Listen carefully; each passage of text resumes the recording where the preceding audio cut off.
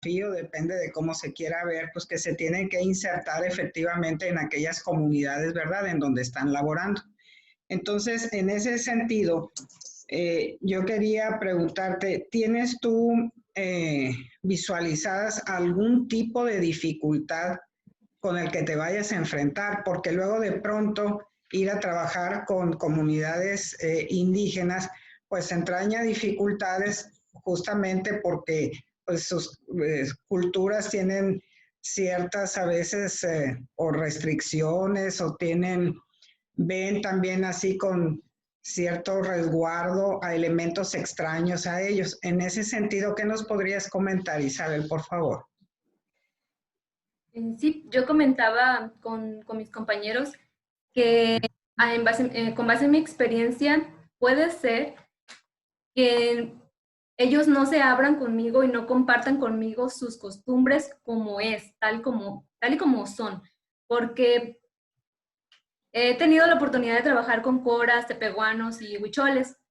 Entonces, la experiencia con cada cultura ha sido diferente. Entonces, mi temor en este caso con la etnia huichol es eso, que no me permitan crear ese ambiente de confianza que necesito para poder rescatar lo que yo quiero. Esa sería como una de las dificultades que yo veo. Y en ese sentido, ¿cómo lo enfrentarías? Ay, pues yo estoy positiva a que sí lo puedo lograr, pero bueno, en cuanto al método etnográfico, decía ahí, el autor debe de involucrarse y debe de crear ese ambiente de confianza principalmente y debe de tener las características, debe de cuidar ciertos elementos. Entonces, voy a tratar de estar muy activa. Pues voy a tratar de involucrarme lo más que pueda para que ellos confíen en mí, porque eso va a ser lo principal. Quizás sería conveniente también que te documentaras lo más que pudieras, ¿verdad? Sobre sus costumbres, sus tradiciones, para que no llegaras en fresco, pues que tuvieras algunos antecedentes sobre tus comportamientos. Muy bien, Isabel, muchas gracias. Gracias. Una cosa que quisiera comentar, yo me voy a enfocar en sus obras de Shakira. La verdad quisiera destacar o enseñar a las personas la belleza de las obras de la cultura wixárika. Entonces, por ahí es la idea de mi trabajo. Cultura en mi práctica docente y sobre todo resaltar esa belleza de sus culturas. Sí, gracias Isabel. Tenemos dos preguntas más. Vamos a ver si las podemos hacer breves. La doctora Mercy y el doctor Hipólito. Mercy, adelante. El micrófono, doctora Mercy. Su micrófono. Muchas gracias, sí. Isabel, así rápidamente, el título dice recuperar los saberes de la etnomatemática de la cultura huichol, que en hipótesis, porque obviamente es un trabajo, pero ¿qué saberes es lo que usted espera recuperar de esa cultura? Yo espero encontrarme con elementos geométricos, ángulos, simetrías, todo lo que pueda relacionar con las matemáticas, perdón. Pero yo espero encontrar eso, encontrar en su simbología, en, en las figuras que ellos realizan, encontrar ese tipo de elementos.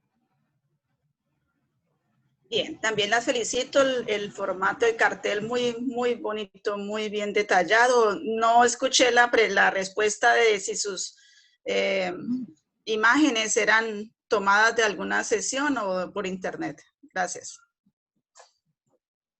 Les decía que las tomé de internet porque ahorita no tengo Ok. Bueno, bien, no lo había escuchado. Gracias, muy amable. Nada. Sí, doctor Hipólito y después doctor Javier Lezama. Adelante. Sí, bueno, como sugerencia yo creo,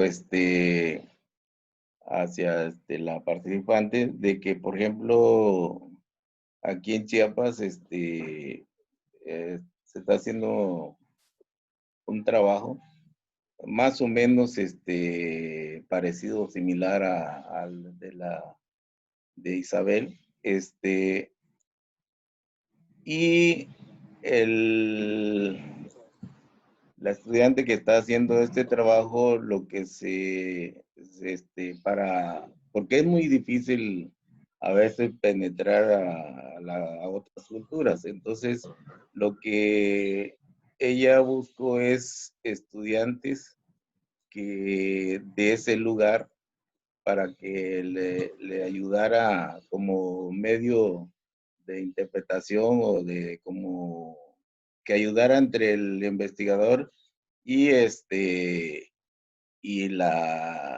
y algunas personas que están en estas comunidades del estado de Chiapas, que son de diferentes etnias. Entonces creo que podría ser que ella también, o sea, Isabel, buscara así como un medio de que la apoyara, que maneje este tipo de idiomas o de lenguas para que se tengan mejores resultados, ¿sí? Porque pues la verdad que si llega un extraño, a veces no quieren comentar o lo que ellos hacen en su pueblo. Y esa es la sugerencia que le quería comentar a Isabel. Gracias, doctor Hipólito. Doctor Javier Lezama.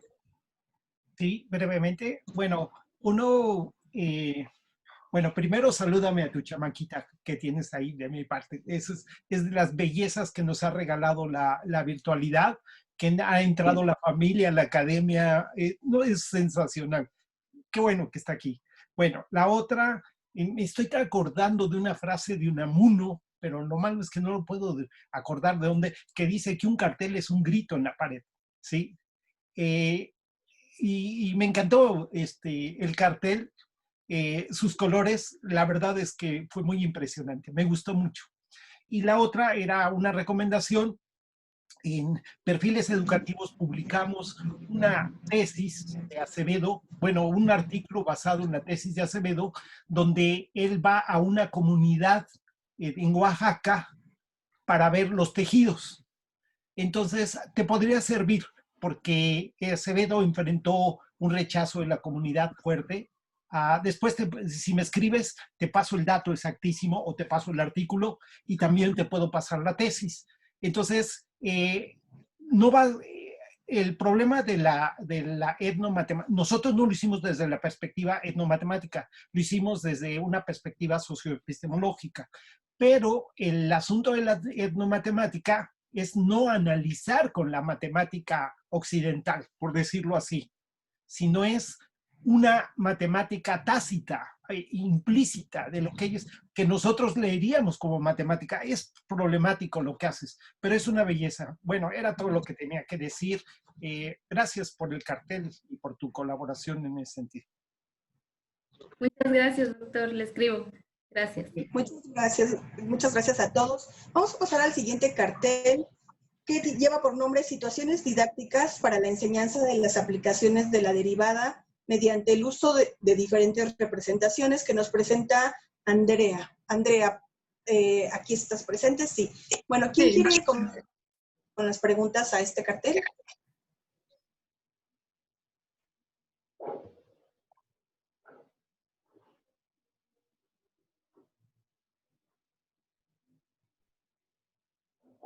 Javier, tienes alzadita tu mano, pero yo creo que está del anterior, ¿no? ¿O quieres comenzar con este cartel?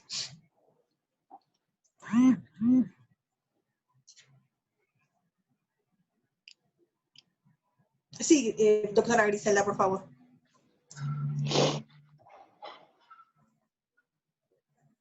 Perdón, tenía mi micrófono apagado. Buen día, Andrea. Bueno, yo, por ejemplo, estaba mirando acá en tu cartel, en la parte donde dice resultados esperados, ¿no? Y tú mencionas que el estudiante logre relacionar y transitar entre los diferentes registros de representación, y dar un sentido y significado al concepto de derivada y sus aplicaciones. Bueno, aquí mi pregunta sería, ¿cómo detectarías si estas actividades que tú propones, cómo identificarías ese sentido o ese significado del concepto de la derivada? O sea, ¿cuál es? Me gustaría como que profundizaras más en esta parte. Pues para identificarlo, más que nada, pues plantear las situaciones y ver que el alumno logre llegar a las soluciones. Creo que esa sería una manera de identificar si se está logrando el objetivo. Y que logre transitar, pues, por lo menos, yo había leído que por lo menos en 3 tipos de representación, y ya se dice que cuando el alumno logra transitar por lo menos a 3 tipos de representación, el concepto ya se adquirió. Entonces sería una forma de identificar ahí que el conocimiento se ha adquirido. Solamente así como hacer esta validación de estas etapas, dices tú, ¿hay alguna forma donde el estudiante explique o argumente esta situación? Bueno, pues por lo pronto apenas voy a empezar con el diseño. En sí es un proyecto de investigación. Todavía no planteo bien las situaciones pero la idea sí sería hacer quizás algún cuestionario final donde el alumno pueda expresar su experiencia y ahí tal vez describir con sus propias palabras si lo entendió o no lo entendió. Sí, creo que sería muy importante conocer cómo vivió este significado, ¿no? Muchas gracias. Gracias. ¿Sí, alguien más?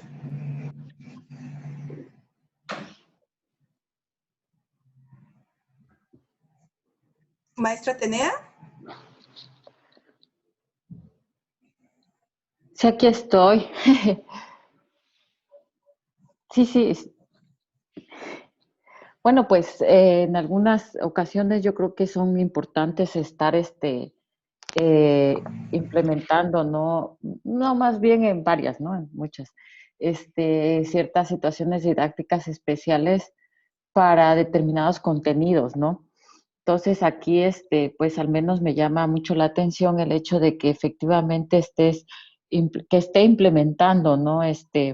Tanto tecnología como lo es los contenidos, ahora sí que propios de la matemática, como es el concepto de la derivada, pero también vinculándolos, ¿no? A la problemática que la enseñanza de este tema, pues pueda surgir ahora sí que en su enseñanza, ¿no? Pues en lo particular es un tema que casi siempre estamos al pendiente en cuanto a tratar o abordar en caso particular, y considero que son temas prioritarios en el nivel en el que aquí la autora, Andrea, nos ha estado exponiendo. En general, pues a mí me ha gustado la combinación, ahora sí que el contenido y la forma de presentarlo. Gracias. Gracias por su comentario, maestra. Sí, ¿alguien más? Sí, el doctor Rodolfo y la doctora Silvia. Adelante, doctor. Gracias, muchas gracias. Bueno, gracias, Andrea, por tu cartel, exposición, la grabación además. Solamente alguna sugerencia con respecto a la ruta metodológica que planteas. Nos muestra los registros de acuerdo a Duval, pero no es como una ruta clara en el sentido que creo que es más teórico, es como más marco teórico. No sé si vayas a implementar un diseño, si quieres aplicar una ingeniería didáctica o más pensarlo en ese sentido. Y muchísimas gracias, Andrea. Gracias. Sí, de hecho, planteo a usar parte para la metodología o la aplicación de la estrategia, la ingeniería didáctica, seguir sus pasos, un análisis a priori, posteriori, una experimentación, seguir todos sus pasos. Por ahí va. Gracias. Sí, doctora Silvia, adelante. Gracias, Liliana. No, ya no hay necesidad, era en el mismo sentido que lo hizo Rodolfo. La parte de la metodología no está para nada clara, entonces pues él ya participó, así la dejaría. Muchas gracias. Una última pregunta, ¿alguien más quiere hacer algún comentario? Yo Por favor, adelante, Javier. Nada más la recomendación de leer un artículo de Artic que ahorita estaba buscando, que es muy pertinente para lo que estás haciendo, porque veo que estás declarando el uso de una calculadora. Entonces, Artic tiene un excelente artículo, pero no lo encontré ahorita y por desgracia no te lo puedo decir de memoria, pero si me escribes te lo envío, el artículo, ¿sí? Claro que sí. Muchas gracias. De nada. Bueno, aquí Andrea se queda con varias recomendaciones, un cartel también muy interesante. Vamos a pasar al siguiente. El nombre del cartel es Geometría fuera de vista, clasificando cuadriláteros con estudiantes con discapacidad virtual. Y aquí se encuentra Lisette González para responder las preguntas. Entonces, ¿quién quiere comenzar con las preguntas? Adelante, maestro Juan Flores. Hola, buenos días. Primero que nada, permítame felicitarle por su trabajo. Supongo que es algo muy complejo y necesario, sobre todo. La pregunta que me surge más que relacionada al trabajo es sobre qué tan diferente es la educación básica para un muchacho que no puede ver. O sea, aquí nos mencionan en el cartel que es para estudiantes de 5º y 6º grado. Entonces, mi pregunta va, los estudiantes de 5º y 6º grado que acuden a una escuela especial, ¿llevan el mismo nivel académico que un niño que va a una escuela convencional? Bueno, los saludo a todos desde Colombia y gracias por estar aquí. Y para responder a la pregunta, pues lo voy a hablar a partir de la experiencia que tuve. Y es que estos chicos con los que trabajé fueron 4 participantes. Ellos como tal iban a una escuela regular y lo que hacía el instituto que me permitió realizar, digamos, la aplicación de las tareas era que les ayudaban a los chicos a nivelarse exactamente para lograr, digamos, que estar con las mismas, digamos, habilidades o conocimientos que estaban viendo en su escuela. Pero claramente, pues en su escuela lo que ellos mencionaban era pues que no les prestaban suficiente atención, que algunos eran ignorados, pues que simplemente el maestro pues daba su clase normal, pero para ellos no llevaba ningún recurso, ningún material. Entonces, digamos que lo que hace el Instituto Ledgers es hacer un acompañamiento en varias áreas del colegio. Muy bien, Lisette. No. Ya nada más para terminar, me gustaría que nos comentaras si existe cierta apatía, así como los estudiantes normales o los estudiantes que sí pueden asistir a las escuelas convencionales, que de por sí ya demuestran cierta apatía a la escuela, sobre todo a las matemáticas, si sucede el mismo efecto con estos muchachos o qué tan grave es. Bueno, yo creo que no es de todos, pero sí hay cierto grado de apatía, pues por la naturaleza de las matemáticas, ¿no? O sea, sabemos que las matemáticas es una ciencia abstracta de conocimientos abstractos y lo que hacemos es con los chicos con discapacidad visual es intentar materializar esos conceptos para que los estudiantes puedan trabajarlos.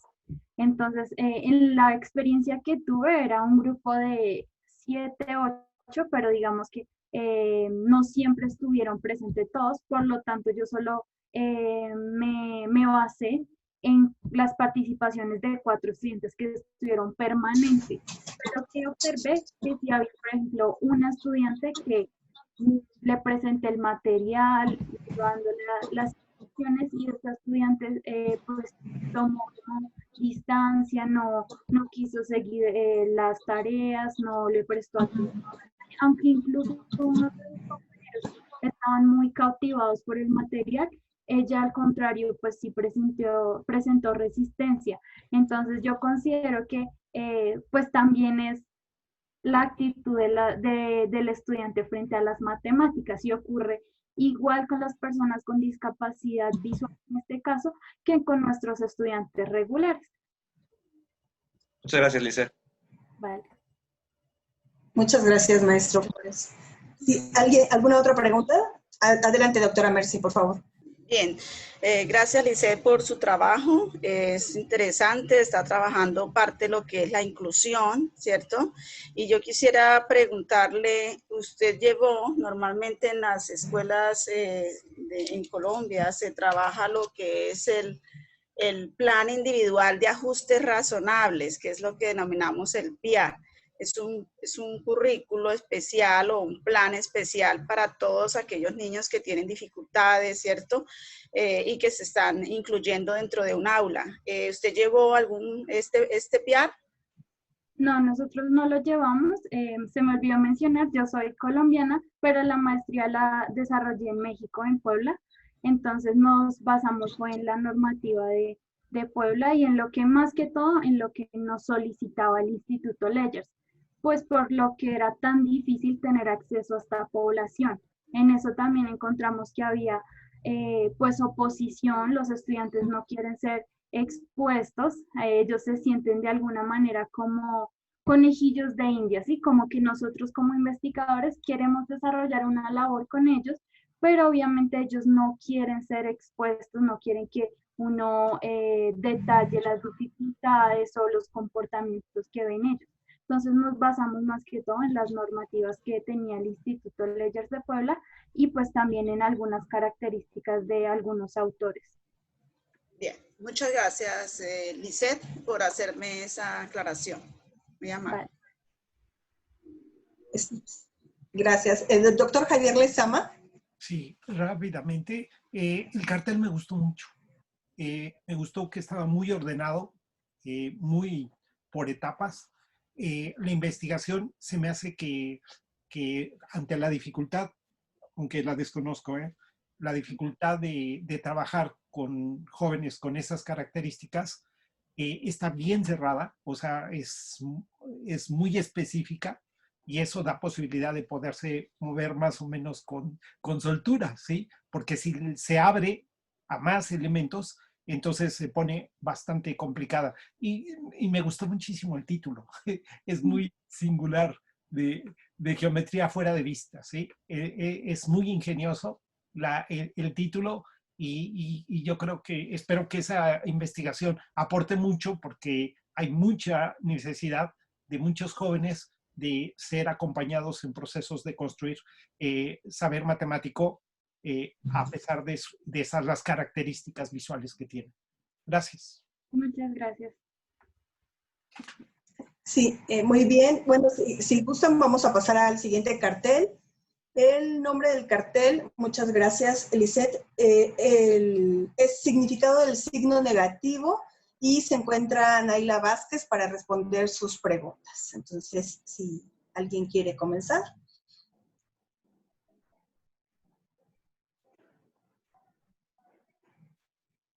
Javier, sí, adelante, por favor. No, se quedó mi mano levantada, pero bueno, puedo comentarte que este asunto del significado del número negativo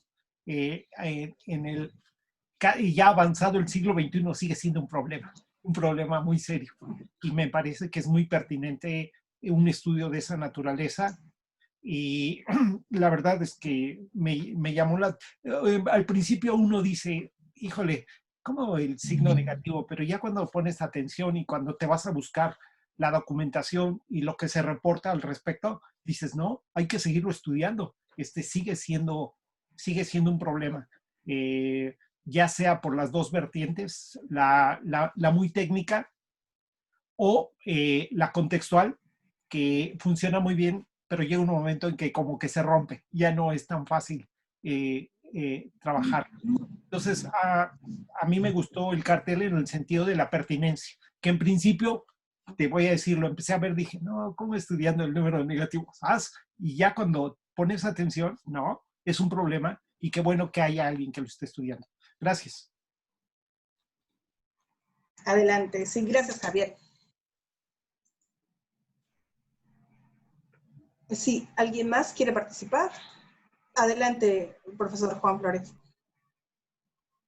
Hola, pues abonando lo que mencionaba ahorita el maestro Lezama, yo creo que los trabajos relacionados a números negativos, a fracciones, aunque pueden ser temas que ya están muy muy estudiados, siguen siendo necesarios. Entonces, mi pregunta es ver hacia dónde va este trabajo. Si es alguna propuesta didáctica, si es solamente una revisión bibliográfica, ¿qué es lo que piensa hacer con este trabajo? Hola, muy buenos días.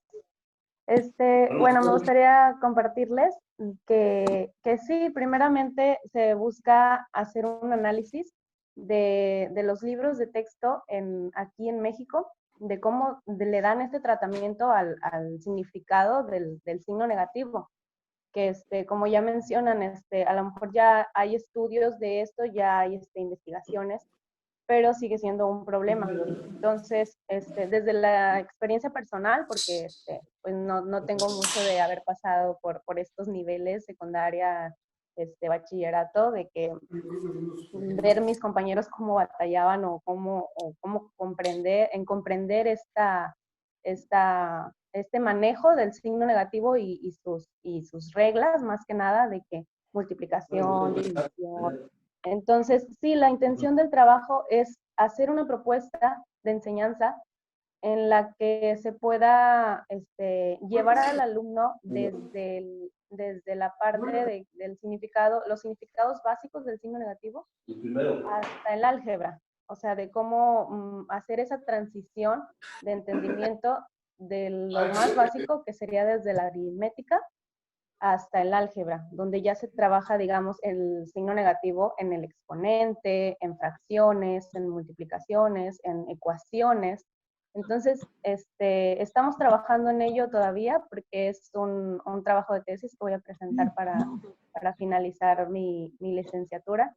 Entonces, pues estamos todavía viendo cómo vamos a englobar todo este conocimiento desde la aritmética y pasarlo al álgebra. Pues le deseo suerte en su trabajo, Naila, y esperemos pronto ver la propuesta. Muchas gracias. Sí, gracias. Maestra Atenea, adelante. Sí, buenos días todavía. Bueno, nada más yo creo que pues aquí enfatizar también con nuestro colega evaluador, pues en lo particular considero que es importante, ¿no? El hecho de estar rescatando, ¿no? El tema, ¿no? De los signos negativos, y como bien decía nuestro evaluador, también ha sido un poquito, ya ha sido, ¿no? Explorados estos temas, ¿no? Al igual de fracciones, pero no dejan de ser importantes, ya que particularmente mi trabajo ha estado más los últimos años enfocados en secundaria, y realmente, ¿no? Veo que es difícil el manejar ese concepto de un número negativo en los alumnos que transitan de primaria a secundaria. Entonces, el ir buscando esas formas, ¿no? De que ellos vayan formando su propio concepto, pues sí suele ser un poco dificultoso, ¿no? Entonces, para mí en lo particular, pues agradecerte y felicitarte porque todavía se retoma pues estos temas, ¿no? Que no dejan de ser importantes. Gracias, maestra Atenea. Gracias. Sí, ¿alguna otra pregunta? Sí, doctor Rodolfo, por favor. Muchas gracias, doctora Liliana. Felicidades, Naila. Vas a obtener resultados muy buenos, vas a ver. Y nunca vamos a dejar de aprender. Sea de licenciatura, maestría, doctorado, siempre vamos a seguir aprendiendo de toda la comunidad. Mi pregunta va en el sentido sobre qué referencias bibliográficas te han acompañado o has complementado en tu estudio. Porque si bien se ha mencionado que se ha hablado mucho del tema, pues qué revisiones como has hecho tanto a nivel nacional como internacional sobre esa temática. Bueno, primeramente quiero comentar que hay una tesis que hice una evaluación así muy ¿cómo se dice? No tan específica, pero sí que me ayudó permítame. Sería de Giraldo, pero es ya tiene tiempo, es del 2014, entonces a lo mejor habría que encontrar algo un poco más actual, y también de Gallardo y Mejía en el 2015. Entonces, por ahí me gustaría también hacer mención de trabajos del doctor Cantoral, que aportan más a la teoría de la socioepistemología, que sería también lo que me ayudaría a encontrar darle este enfoque al trabajo, de que se apuesta a la construcción del conocimiento, más que nada.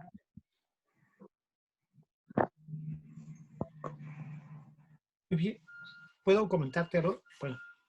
Adelante, sí.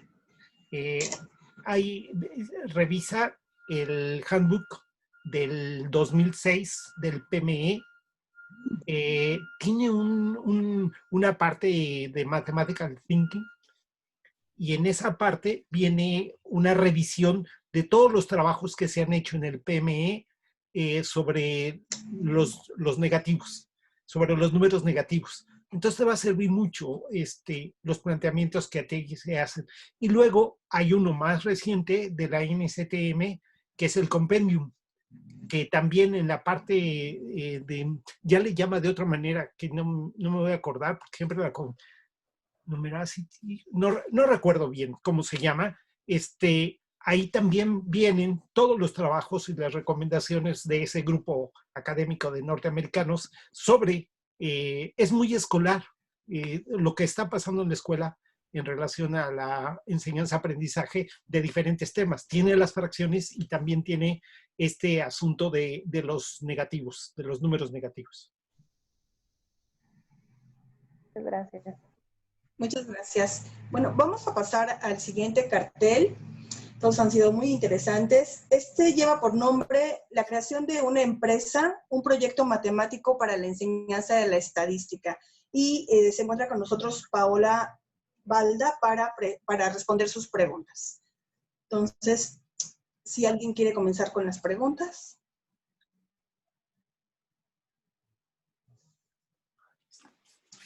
Sí, doctora Silvia, adelante, por favor. Gracias, Liliana. Paola, yo quisiera preguntarle, porque es algo que no sé por qué razón, pero pocas veces se incluye o se amplía en esto, en las diferentes investigaciones y reportes de trabajo. ¿Cuáles fueron las dificultades que ustedes encontraron con los estudiantes para poder realizar el proyecto que nos están describiendo en su cartel? Bueno, muy buenos días, acá tardes ya, también tardes en México.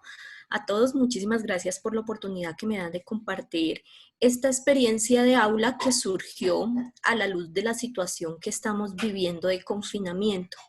Efectivamente, yo creo que la propuesta que se presenta el día de hoy, la propuesta que presento como docente, lo que buscó fue atender esas dificultades que como docentes teníamos en el aula. Es decir, cuando cambiamos a esta metodología virtual, semivirtual, porque algunos de mis estudiantes no tenían incluso conectividad, entonces se me ocurrió la idea de generar este tipo de proyectos para atender a las necesidades académicas de mis estudiantes, teniendo en cuenta el contexto particular en el cual ellos se encuentran. Las dificultades fueron básicamente de conectividad, ¿sí? Pero entonces en mi escuela, en la escuela donde estamos trabajando, trabajamos diferentes modalidades con estudiantes con conectividad al 100%, con estudiantes con conectividad una vez a la semana y con estudiantes cero conectividad. Digamos que esa fue la mayor dificultad que presentamos. Entonces lo que se hizo fue hacer 3 versiones del taller, digámoslo así, o de la situación de aprendizaje, 3 versiones, la cual tenían el mismo objetivo, que era la construcción de una empresa y el uso de las matemáticas para la misma. Gracias, Paola. Sí, muchas gracias, Silvia. ¿Alguien más? Sí, Paola, Doctora un gusto saludarte. Me pareció muy interesante tu trabajo desde ahora. La asignatura que se vuelve a veces pues no tan grata, ¿no? Con los estudiantes. Me pareció muy interesante la forma que la abordaste. Y bueno, mi pregunta va porque me pareció relevante, de verdad, que pudieras involucrar a la familia, ¿no? Donde les pides que lo presenten, ¿no? En casa. Y esta parte de involucrar a la familia me parece muy valiosa porque sabemos que pues existe toda una tendencia, una rama de esta herencia de las creencias sobre las matemáticas, ¿no? Que desde pequeños nos han dicho los papás, los hermanos, que son difíciles o que no son buenos para, ¿no? Entonces, hacer que tus estudiantes presenten la experiencia, lo vivido, el resultado con la familia, me parece algo que no me había tocado pues escuchar en alguna experiencia didáctica. Y me gustaría saber si tus estudiantes o los papás tuvieron algún comentario o algo más bien sobre la experiencia, ¿no? Vivida. Claro que sí. Claro que sí. Bueno, antes que nada quiero contar que cuando surge la idea de trabajar la empresa como un contexto socialmente relevante, surge porque precisamente como lo escribo en el cartel, muchos de mis estudiantes optaron por vender productos dado que sus padres se habían quedado sin trabajo en este momento. Entonces, cuando ellos empezaron a decir, profe, cómpreme este producto, profe, cómpreme este otro, incluso los mismos padres, uno dice, bueno, esto es un contexto socialmente relevante porque es de interés, es necesario, pero no solamente para el estudiante, sino para toda la familia. Me pasó algo muy curioso en el transcurso de la propuesta, y es que no solamente empezaba a recibir llamadas de mis estudiantes preguntándome cuestiones matemáticas para dar respuesta a su proyecto, sino también llamadas de los papás. Entonces, algunos padres de familia me llamaron y me dijeron, profe, es que nosotros estamos haciendo el estudio de mercado en este momento porque vamos a vender helados de cierto sabor y yo no recuerdo cierto tema o cierta forma de proceder, por ejemplo, para hacer una encuesta haciendo uso de recursos virtuales, porque sin lugar a dudas ellos no podían salir al parque a hacer la encuesta, sino que tenían que hacer uso de otros recursos. Y muchos de los padres me llamaron y me pidieron ayuda para hacer eso. De esa forma también se involucraron. Y ya al final del proyecto fue también muy interesante cuando ya constituyeron la empresa, cuando algunos de mis estudiantes, algunos de los padres de familia me llamaron a decirme, gracias, profe, porque ahora tenemos una razón de ser, sabemos por qué estamos creando una empresa, pero también estamos tomando decisiones un poco más certeras respecto a, por ejemplo, qué precio le vamos a poner al producto y no simplemente yo quiero ganar, bueno, en Colombia tenemos más ceros, quiero ganar 500 pesos o yo quiero ganar 1,000 pesos al producto, no, sino que las decisiones tenían que ver con las matemáticas. En ese sentido, las matemáticas se convirtieron en una herramienta no solamente para interpretar, sino también para describir el mundo, ¿sí? Adquirieron como un estatus, digo yo, un estatus doble. Muchas gracias. Gracias, doctora. Sí, ¿alguien más quiere hacer alguna pregunta a este cartel?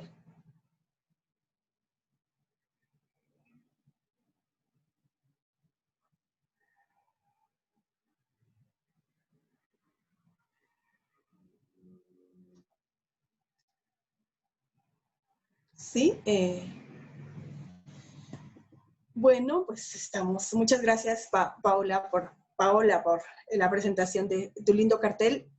Vamos a pasar al último. Ya estamos en la recta final de este evento y vamos a platicar con Brian Palacios el cartel Análisis factorial confirmatorio para la validez de un instrumento didáctico en matemática educativa. Listo, entonces, ¿quién quiere comenzar con las preguntas a este cartel?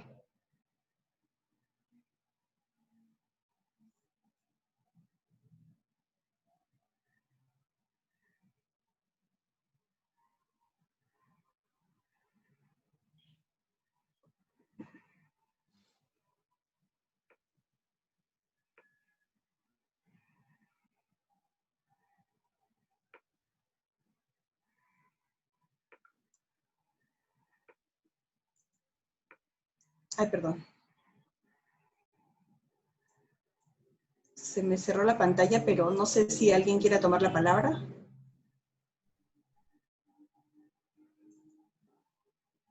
A mí me gustaría comentar.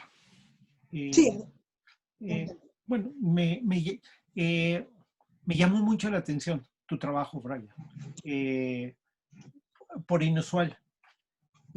No entendí, a pesar de que bueno, ahí lo escribes, no alcancé a entender la naturaleza de cómo esa herramienta te iba a poder ayudar a saber qué, a decidir qué.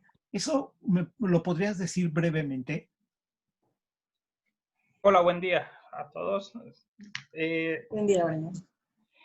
Bueno, lo del análisis factorial confirmatorio, ¿cómo nos puede ayudar para validar un instrumento? En esto, en el estudio de la matemática educativa, principalmente se enfoca en varias, puede ser descriptiva en esto, pero también podemos tomarlo como estadísticamente, por el otro, hablándolo así. ¿Cómo se puede hacer? Con un programa estadístico podemos validar el instrumento para saber qué tanto mide o qué tan eficaz mide o qué tanto mide el instrumento para saber si en realidad está midiendo eso. No sé si se alcanza a entender esto. Es como el grado, el cual un instrumento permite medir lo que está midiendo. ¿Y en qué funciona el análisis factorial confirmatorio? Sino que nos permite saber cuántos factores están manejando ese instrumento. Si hay relación entre algunas preguntas o no, por decir, ¿qué quiere decir esto? De que si supongamos que la pregunta 1 con la pregunta 6 están midiendo el mismo factor. Como en este instrumento que se validó, se comprobó que había 3 factores y el instrumento se conformaba de 6 preguntas y se llegó a la conclusión de que había preguntas que medían lo mismo, que tenían una relación entre sí. Que tenían una relación entre sí o que medían lo mismo. Ahí... Medían lo mismo, digamos, que medían lo mismo o que sí, medían lo mismo. Perdón, ahí sí, como que... Gracias, Brian. Realmente me pareció un trabajo, conozco pocos estudios de esa naturaleza en nuestro campo, o cuando menos aquí cuando menos, no puedo decir en México, más bien en el sector en el que yo me muevo, ¿sí? Y entonces no deja de llamar mucho la atención este enfoque y que me parece que tiene sentido para las personas que tienen este sesgo de interés en tratamiento estadístico para tomar decisiones, para poder entender o valorar, como tú dices, instrumentos, pues me parece bien interesante lo que planteas. Gracias. Gracias a usted. Muchas gracias, Javier. Sí, ¿alguien más? Adelante, doctora Silvia, por favor. Gracias, Liliana. Bueno, el mío no es una pregunta, Brian, sino un comentario. Coincido completamente con lo que ha dicho Javier en cuanto a que cuando yo vi la temática del cartel y todo lo que nos platicas ahí, todo lo que nos expones, pues sí me llamó bastante la atención y dije, pues es que tremendo reto, ¿verdad? Poder construir un cartel con una temática como esta. Entonces, pues ahí me parece que te excediste un poco en la cantidad de texto que incluiste en el cartel, pero reconozco también, como te decía ahorita, pues lo retador que resulta, ¿verdad? Poder elaborar un cartel con la información que tú estás manejando. La temática en sí misma, efectivamente, es muy atractiva. En ese sentido, es un cartel original. Y otro aspecto que me llamó mucho la atención es que en cuanto a ortografía estuvo impecable. Te felicito por eso, porque no es muy común poder encontrar escritos así tan limpios. Y eso se valora y se agradece también. Sería todo. Gracias. Gracias.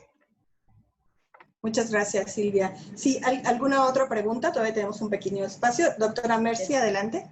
Bien, Brian, muchas gracias. De acuerdo con los comentarios anteriores, yo tuve también pues confusión, estoy aclarando las dudas, pero también tengo confusión en relación a que usted dice que es un instrumento didáctico o es una rúbrica. Quedé un poco confusa. ¿Por qué le llama instrumento didáctico o es una rúbrica de unos ítems que tiene una valoración específica y le está dando un peso a cada una y algunas interrelaciones? Bueno, de instrumento didáctico surgió con mis asesores de tesis, en que como es algo que, ¿cómo lo puedo explicar? Como es el instrumento que permite medir lo que realmente queremos saber. Ese instrumento, digamos que es un cuestionario, perdón, nos permite saber qué tanto los alumnos saben sobre un tema en específico, que en esta ocasión fue la función real. No sé si se entendió o no comprendí bien la pregunta, perdón. Sí, entiendo que es que en este caso me está hablando de un cuestionario, sino que para que ya sea un instrumento didáctico, ¿cómo hace usted uso de esa rúbrica de tal manera que pueda ser efectivo ya dentro de un aula, dentro de una interacción con los estudiantes, ¿no? Al ser ya un instrumento didáctico como tal. O sea, no sé si se pueda llamar así, es mi inquietud, porque está haciendo una valoración, una validación a un formulario, una rúbrica para, no sé, es mi inquietud. Pues de todas maneras es para que analice un poco más con las personas que lo están apoyando y determinen qué es un instrumento didáctico y desde ese punto de vista, ¿no? De lo que ustedes están analizando. Esa es la sugerencia. Gracias. Okay. Muchas gracias. Muchas gracias. ¿Hay alguna otra pregunta? Bueno, quiero comentarles que la doctora Ivonne Sánchez se conectó también a esta sesión y debemos agradecerle a la Comisión de Carteles que ella nos sugiriera extender el tiempo a 2 horas. Creo que han sido prácticamente 2 horas muy productivas. Los jurados han tenido la oportunidad de conversar con ustedes, de expresar qué tanto se sorprendieron con la lectura de sus carteles y dar algunas recomendaciones para avanzar o cerrar el proyecto. Y quiero cederle la palabra a los demás integrantes de la comisión, al doctor José Trinidad Ulloa y a la maestra Atenea para hacer un comentario de cierre y si también quiere la doctora Ivonne Sánchez, por supuesto. Para mí fue muy interesante llevar esta modalidad de cartel a la parte virtual. Les exigimos yo creo que un poquito más porque tuvieron que poner en voz también algunas explicaciones junto con esta defensa muy interesante que han hecho. La verdad estábamos gratamente sorprendidos por el trabajo que hicieron, tanto visual como explicativo, y creo que sí, esta es una actividad fundamental de la Escuela de Invierno para crecer en todos juntos, seguir aprendiendo, aunque los temas, como bien se mencionó, ya han sido vistos en la literatura, esta forma nueva que tienen de mostrarla y verla y aportar es importante para el crecimiento de la matemática educativa. Entonces, bueno, estamos por cerrar esta sesión de carteles. Sabrán los resultados del veredicto del jurado en la sesión de premiación y les agradezco mucho a todos, los cartelistas, el jurado y todos los demás que se conectaron a esta sesión. El doctor Ulloa, le cedo la palabra.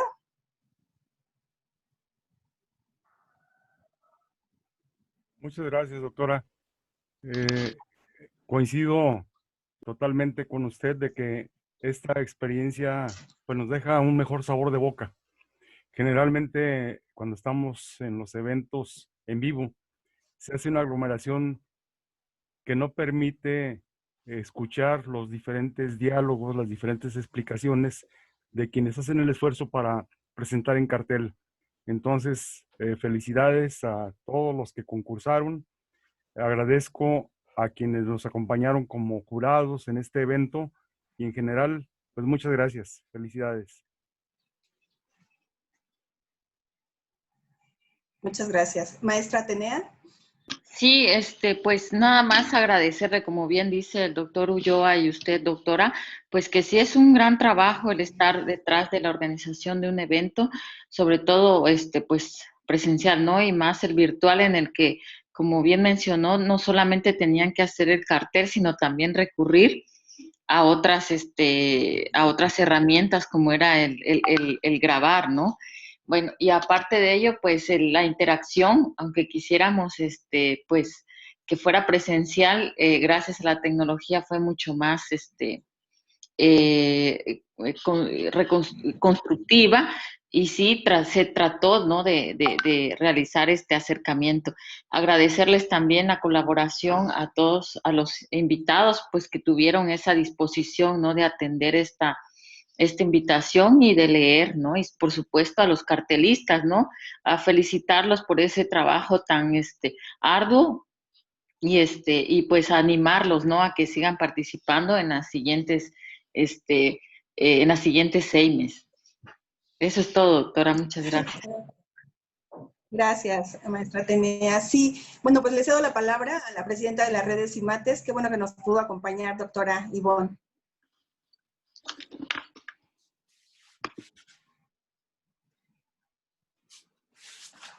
Su micrófono, por favor. Sí, gracias. Buenos días, ¿verdad? Pues muchas gracias por estas presentaciones. La verdad que se han escuchado muy buenos comentarios, han estado en redes publicando y agradecerles, ¿verdad?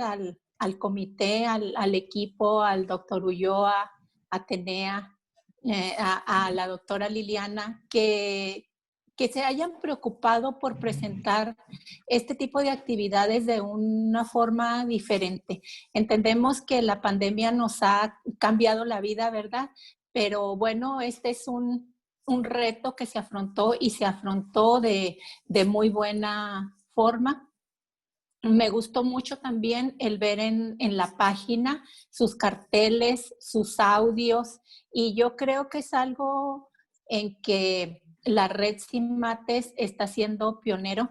Es un formato muy diferente, muy actual, dinámico, y bueno, pues felicitarlos también, agradecer a los jurados.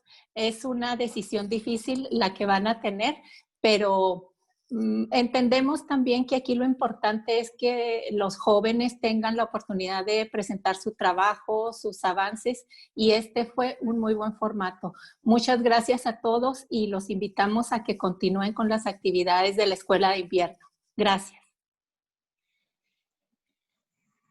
Muchas gracias, doctora. Sí, pues felicitémonos por esta actividad que acaba de terminar y asistamos a todas las otras actividades que tiene preparada la Escuela de Invierno, los laboratorios, los grupos de discusión, la presentación de ponencias, etcétera, las conferencias magistrales. Todavía acabamos de comenzar. Los esperamos entonces en estas actividades y quiero agradecer también a los otros miembros del comité organizador de esta escuela que estuvieron aquí también presentes por el trabajo que hicieron, el doctor Eduardo Briceño, el doctor Nehemías, y bueno, muchos otros que hicieron posible esta sesión de carteles tan interesante. Muchas gracias a todos y felicidades. Hasta pronto, nos vemos en las... Gracias. Gracias. Gracias, un abrazo a todos, cuídense. Hasta luego, muchas gracias. Hasta luego, buen día. Enhorabuena, gracias. Muchas gracias. Gracias. Buen día. Gracias. Gracias. Gracias, buenos días. Gracias, buen día.